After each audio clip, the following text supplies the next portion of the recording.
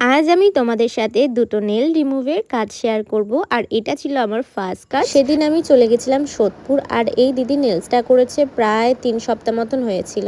দিদির নেলসটা আরও 1 মাস যেত, কিন্তু দিদি এটাকে তুলে ফেলতে চাইছে। আর তোমরাও অনেকেই এরকম নেল এক্সটেনশন করার পর নেলটাকে রিমুভ করতে চাও, তো তাদেরকে আমি বলবো তোমরা হালকা একটু উষ্ণ গরম জল করে হাতটা কিন্তু চুবিয়ে রাখতে পারো। আর তাতেও যদি নেলটা নাও ওঠে তাহলে তোমরা একটা কাজ করতে পারো, নেল কাটার দিয়ে যেটুকুনি নেলস বাইরে বেরিয়ে আছে সেটুকুনি নেলস তোমরা কেটে হালকা করে একটু ফাইল করে দিতে পারো। তাতে কিন্তু তোমাদের সুবিধা হবে। আর তাতেও যদি তোমাদের অসুবিধা হয় তাহলে কিন্তু তোমরা আমার সাথে কন্ট্যাক্ট করতে পারো। আমি কিন্তু এইভাবে খুব সুন্দরভাবে তোমাদের রিমুভ করে দেব।